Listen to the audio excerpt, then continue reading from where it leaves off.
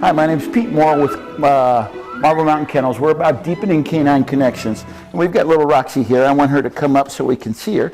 And what she is learning today is not just to stay on her mat, but there's consequences to staying on her mat. We're using a little tool. You might notice that there's a collar around her neck. That collar's got two prongs. The prongs give her stimulation. If I hit this button right here, it gives her vibration.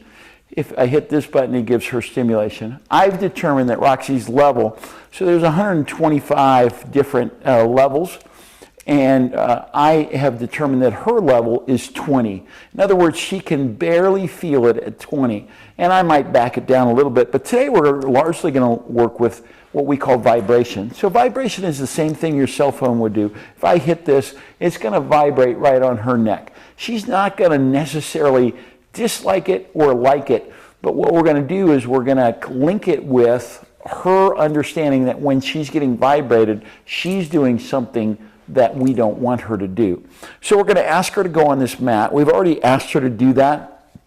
We've had 2 or 3 days where we've tried to tempt her with motion, and we've tried to tempt her with praise, and she can sit through those, but for the most part, those temptations work pretty well with her. So we're going to see what one session of vibration will do to teach her to stay on this mat. So remember, she's on week 2, and this is day 5 of week 2. So she's had 2 weeks of training.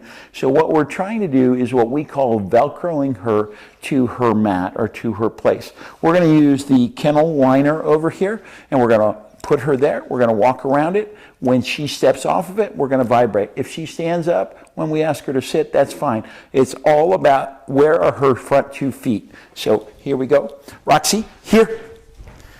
Kennel. So I'm watching those front 2 feet. If she goes off, she just came off, and I put her back on, and I vibrated. Vibrated 1 time, and the vibration lasted about a second. That's a good girl. That's a good girl. Notice that I kennel, and I vibrated. Okay? So now all we did is vibrate. So that's the same as what you would do with your cell phone. So I didn't really punish her, but I told her right at that exact second that she is not supposed to come off. Look at this.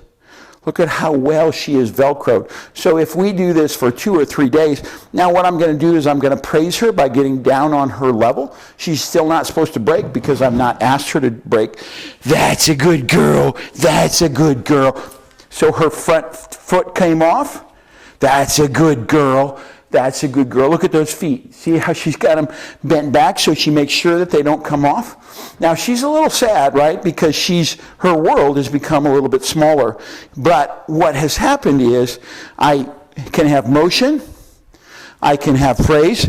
That's a good girl. That's a good girl. And she's learning that motion and praise she can't break.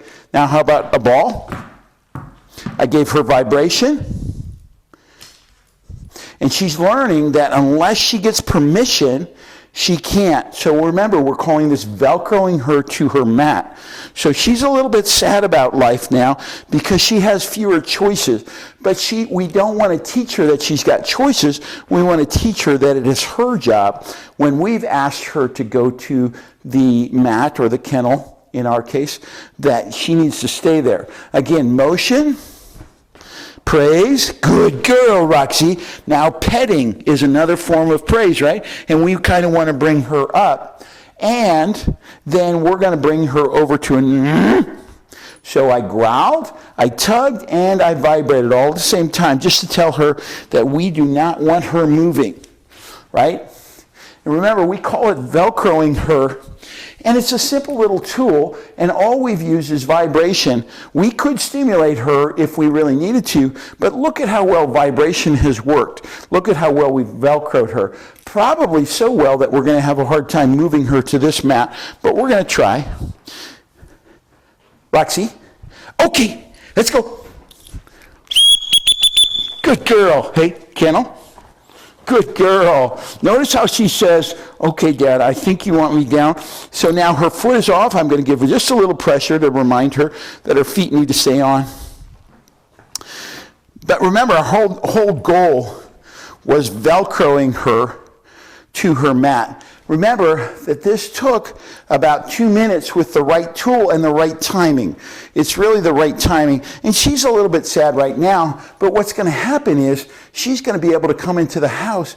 She'll be on a mat, and she can be part of our lives now. And she'll be happy, happy, happy as soon as she learns that all she's got to do is stay on the mat when we ask her to go on the mat. Now, I've praised her, right? So now I'm going to stand up, and she might be tempted to go with us. Let's see.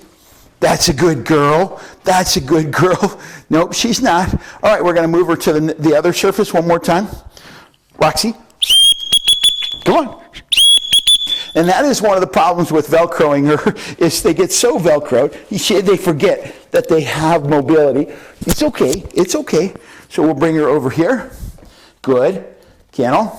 Good girl. Good girl. See what I mean by Velcroing her? She just is stuck to that mat. We probably hit this vibrator maybe 3 times. And it's the same thing as your phone. So it doesn't hurt her, but it hurts her feelings because she's lost a little freedom in life. Now, we're going to bring that freedom back in the next few sessions. But this is called Velcroing your dog to a surface. This worked better than it does with most dogs, but it just is really helpful to see how helpful a good tool, good timing, and prior training. We had taught her to go to the mat. We just hadn't Velcroed her to the mat. All right. This is Pete Morrill, Deepening Canine Connections. That's a good girl, Roxy. That's a good girl. That's a good girl. Good girl.